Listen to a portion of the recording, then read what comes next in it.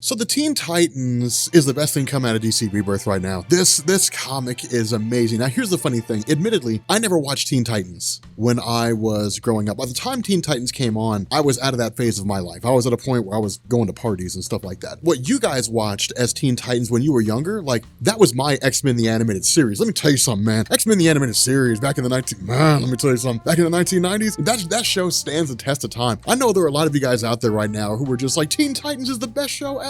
But we did not come here to talk about X-Men the Animated Series and relive nostalgia. We came here to talk about the Teen Titans. So here's the cool thing about this. This Teen Titans roster, as we see it, is not an accident. I mean, it's not like DC was like, well, we've always had the Teen Titans, for like 70 years. Like, we should have the Teen Titans again. I mean, there's always been an iteration of them. Yes, there's always been an iteration of the Teen Titans. Ever since they were first introduced back in, before Crisis on Infinite Earths, in the post-Crisis landscape, there's always been a Teen Titans team. Some iteration of them. The new Teen Titans, the new 52 Teen Titans, as much as everybody hated them, there's always been different iterations of the team. But this version is actually as close as we get to the show. The only people who are really lacking here is Robin, Tim Drake, I think it was, and Cyborg. Everybody else is virtually the same. Well, Flash wasn't on that version of the team, but it's kind of a measure of familiarity. It's really kind of blending what people recognize with what also makes sense. I mean, if you were watching Teen Titans when you were younger and you sit down and you read this book, you're like, well, I mean, Cyborg's not there, and Tim Drake's not there, but that makes sense because Tim Drake is off being his own hero and Cyborg is, being the security guard for the Justice League. So it makes sense that we would see, those characters off doing their own things. The idea here is that in truth, there is no younger version of Cyborg. There's no kid Cyborg, but we do have a kid Flash. At the same time, the Teen Titans comic also serves as a place to flesh out characters who kind of need to be fleshed out. With the return of the classic Wally West to DC Rebirth, what this has done is it's shined the new 52 Wally West in a new light, because now it's given fans choice. When the new 52 first kicked off, classic Wally West fans were pissed because there was no classic Wally West. But now that there is the classic Wally West and there's the new 52 Wally West, then fans now have a choice. And so they're a little more accommodating and a little more welcoming to, this new 52 Kid Flash, because now they get to kind of focus on him and get the character they wanted. And so there's a little more breathing room here. And the Teen Titans offers the opportunity to flesh out these characters. Plus, it's just cool to see Starfire, and, Beast Boy and all that kind of stuff, Raven, all just kind of gathered together on a single team. But the cool thing about this is, remember, when we did our Teen Titans Rebirth video, they'd all been kidnapped and brought together by Damian Wayne. And this is actually really kind of cool here, because initially the response of all of them is just like, we don't know why you're here, but we're going to break ourselves out and we're going to defeat you and we're going to gain our own freedom. Now, this is initially what Damian Wayne was shooting for, because what he says is, you guys are all free now. Like, individually, you guys can easily be defeated, but together you're a cohesive unit. You are a team. Now, this is DC really kind of making a marked difference between Damian Wayne, the way he used to be and the way that he is. And that's really the crux of this whole story. It's kind of like, the continued evolution of Damian Wayne. And it makes sense, because if you look at his life as a character, it's always gone in stages in terms of how DC, had his character, how they designed him. He was originally the heir to the League of Assassins. He was going to be this insane assassin guy who was going to train as part of the League. Eventually, he was rolled over into Batman, son of the Bat. He was trained under Batman, and he was given guidance and he was given tutelage in terms of removing him from this realm of just killing every villain he finds and understanding that you just can't go around killing people. There's always a better way to handle things. This continued evolution puts him on a team, and it says, okay, let's pair Damian Wayne up with people around his same age, and let's see how he copes with this. Let's see how he does as a role of a leader. Plus, Robin's always been the leader of the Teen Titans, so it just makes good sense. But it's kind of cool because he says this is the new Teen Titans. Now, again, the other half of this is that Damian Wayne is very much like Batman. I mean, look, when they're like, hey, look, go grab your own friends, we don't want to have anything to do with this. Damian's response is that he doesn't have friends, but he doesn't tell them everything either. He doesn't tell them everything that's going on. He doesn't say, here's everything that's happening. He keeps a lot of things very close to the vest. So he keeps it very hush-hush. And so ultimately what he reveals is that the reason why he formed this team is because of the fact that if he doesn't do that, they're all going to die. Now, the reason for this really seems to be because of the fact that Ra's al Ghul has his own group called the Demon's Fist, which is just this group of child assassins. And we'll learn more about them in terms of what they represent, now that they're being introduced and so on. But again,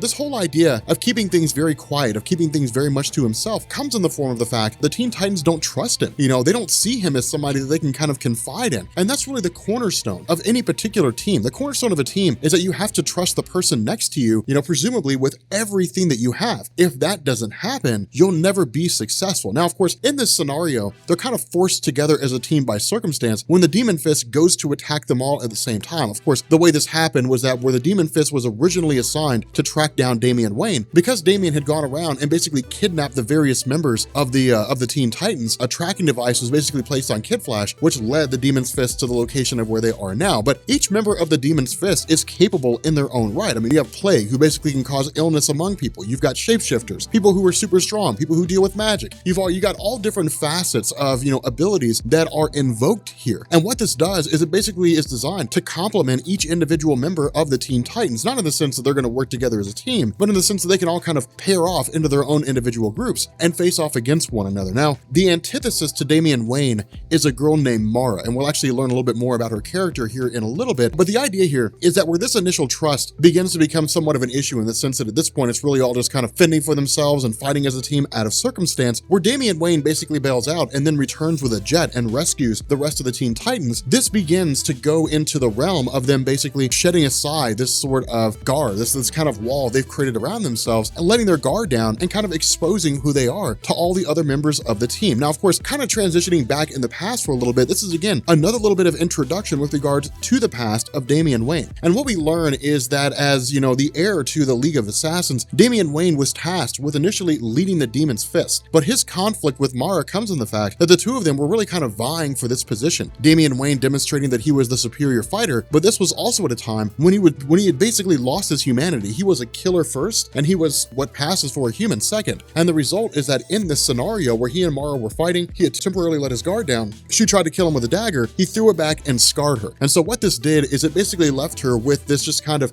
physical manifestation of this internal hatred that she had for Damian Wayne, which has guided her every sleeping nightmare and every waking dream ever since she's been around. And so because of this, with this little segment of the characters basically coming together, what essentially happens here is they begin, or I guess really DC begins to juxtapose these two individuals next to each other. Now, really in a lot of ways, Damian just kind of recounts his history to the Teen Titans, and essentially saying, look, I was the son of the demon. I was basically a guy, or I was a kid who was trained to be a killer. I was trained to be an assassin. I was trained to lead the Demon's Fist. But when given the opportunity to choose between a life as part of the League of Assassins and a life as part of Batman, I chose Batman. And what this did is it allowed Mara to basically take my place as the head of the Demon's Fist, which in turn basically put Ra's al Ghul in a position where he had to seek me out and he had to take me down. But the other half of this is they all basically begin to go through and kind of reveal their own issues, their own struggles, with regards to Raven. What she talks about are these things that she scares herself as much as she scares others, because Raven is still in a lot of ways learning what she's capable of. Not only that, in some instances, if people seize control of her, if they twist her mind inside out, she'll lose control of everything. Her whole relationship with Trigon, all these different aspects of her character terrify her in a lot of ways, but terrify others as well. And because of that, they've basically made her an outlier when it comes to Kid Flash. New 52 Wally West is terrified of his past. He's terrified that he's going to become a bad guy. Each one of these own individual characters have their own struggles. They have their own issues. And this is the core of what the Teen Titans were about. Right? I mean, when the Teen Titans first showed up, it was, hey, like teenagers reading comic books, wouldn't you love to be Batman? And wouldn't you love to be Aquaman? And wouldn't you love to be Superman? Well, you can't, but you can be the Flash, and you can be Superboy, and you can be Aqualad. It was cool, to see those things unfold. And teenagers identified with those characters. But the longer the Teen Titans went on, the more it became a necessity to develop their characters, if for no other reason than to just continue telling compelling stories. And so because of that, we started getting stories like Marv Wolfman's New Teen Titans, which focused on the interpersonal relationships between the characters, different members of the Teen Titans falling in and out of love. But the idea was that the Teen Titans always reflected teenagers. They always reflected the life of teenagers. Those of you guys who were young, you're falling in love, you're falling out of love, your bodies are changing, you're learning your place, you're going through these existential crises where you don't know who you are or where you're going or what you're about, but you're trying to figure it all out. It's one of these great things about all these characters, about the Teen Titans, in terms of how they relate to teenagers in general. Now, of course, all this really comes to a head when we basically learn that at the same time, where the Teen Titans are opening up to one another, where they're becoming more of a team, even if they're not really intending to, the Demon's Fist is the other way around. They're a team only insofar that they've been brought together by Ra's al Ghul, but there's no trust there. They don't like each other. They're not a team. They're just a group of people working towards a common goal. And when it really comes down to it, the bonds of fellowship that are formed between the members of the Teen Titans are what keep them together in comparison to these members of the Demon Fist who don't have those bonds. And so when it comes to the point where you begin breaking them down on personal levels, there's no bonds to tie them together. There's no shoulder to cry on. There's no one to pick them up when they fall. They're just left there, and they're replaced with something better should one of them fail. It's the nature of the League of Assassins, but it's arguably the failure of the League of Assassins, the biggest failing that it has. Now, of course, this eventually leads to Damian Wayne basically turning himself over to Ra's al Ghul in exchange for sparing the Teen Titans. And that really kind of brings to a head this massive transition of Damian Wayne, because when we think back to when his character was first introduced, he never would have done this. You know, if Ra's al Ghul had said, your job is to go kill the Teen Titans, they would have been dead, and that would have been all there was to it. There'd have been no debate, no argument, no nothing. Damian Wayne would have shown up on their doorstep, he would have calculated the best way to take every last one of them out, and then there would be no more Teen Titans, they would all be dead. But in this instance, Damian Wayne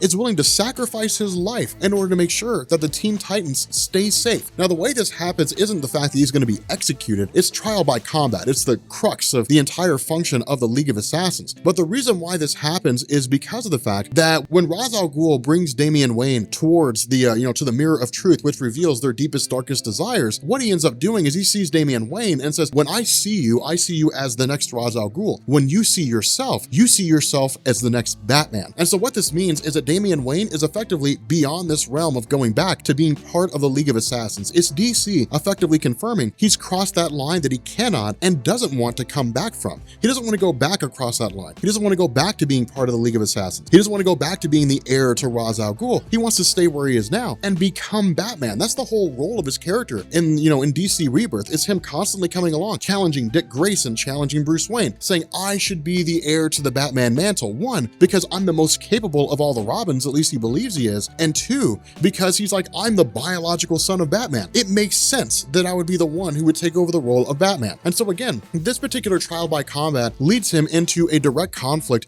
with Mara herself. Now, of course, the funny thing about this is that in the initial conflict, Damian just totally, he's easily able to overpower her. It doesn't really even last very long. It's basically disarming her, challenging her, threatening to kill her, and that's that. But in this instance of turning his back, he essentially makes the same mistake that he did last time. The difference here is that instead of being on his guard, he lets his guard down, he boasts, he brags, he allows his arrogance to get the better of him. Now, here's the funny thing about this. This is not a result of him training with Batman. It's not like, well, yeah, training with Batman has made him weak. Not at all. Because you could easily imagine that in this scenario, Batman would have just kind of, he would have face-palmed and just been like, why were you not expecting that? Like, you should have expected something like that to happen. This girl is a win by any means necessary kind of person. You should have expected something along these lines. And so because of this, with the Teen Titans, with Beast Boy having, basically been a fly and overheard Damian Wayne basically giving himself up to Ra's al Ghul and then reporting back to the Teen Titans, the Titans basically jump in and they effectively rescue their friend. And that's the coolest thing now, because what it means is that the Teen Titans now see themselves as a cohesive group. They see themselves as people that can function together as an actual entity. Now, of course, this eventually leads into a direct battle between, the Demon Fist and the Teen Titans themselves. But what Damian Wayne does is he drops this massive bombshell. What he tells the members of the Demon Fist is that they weren't given up by their parents. They weren't basically orphans that were adopted by Ra's al Ghul. They were taken from their parents. They were effectively kidnapped, brainwashed, and trained into becoming assassins. Now, the reason why this matters is because the members of the Demon Fist had grown up believing that they were outcasts, that the League of Assassins was the only home they had because their parents didn't want them. Having this information brought to them basically reveals their inner true nature in the sense that they don't really want to be here. They don't really want to be members of the Demon Fist. They've accepted that because they believe that to be their life, but Damian Wayne has shown them a glimpse of a better life. He's shown them that there's light at the end of the tunnel. The grass is actually greener on the other side. And so because of that, these members of the Demon Fist effectively turncoat. They immediately turn against, Ra's al Ghul and say, we're done here. We are no longer going to have any part in this nonsense, that you're running about, that you're causing and creating and so on and so forth. And so again, what this does is it leads to Ra's al Ghul, kind of fending off as best he can, and then eventually grabbing Mara and kind of taking off. But at that point, it allows the members of the Demon Fist to kind of go about and find their own way. And this is really cool because this is something that I hope you notice with DC Rebirth. With DC Rebirth, a lot of groups are either being brought back or being introduced for the first time. DC is bolstering their numbers. They're introducing the Demon Fist. Batman has his own Justice League of America. We've now got the multiversal Justice League that came out of the Superman story. The numbers are being bolstered. The numbers are being increased. All of this is presumably going towards the direction of this massive battle between the Watchmen and the Justice League. That seems to be what's happening, is all these numbers, all these groups are being added, all these numbers are being bolstered, all these things are happening. That seems to effectively be the case. Now, of course, once this is all said and done, Batman kind of shows up to Damian Wayne and he's like, so what have you been doing, man? I see you stole my jet. It's kind of fun. It's one of these funny little things because it's kind of interesting to see the Teen Titans in relation to Batman because they're just like, dude, that's Batman, dude. It's kind of funny because, again, what this does is it shows us how the members of the Justice League are viewed by the Teen Titans, in the sense that they're just kind of like, I mean, like, that's him, like the Batman. Man, like, it's crazy.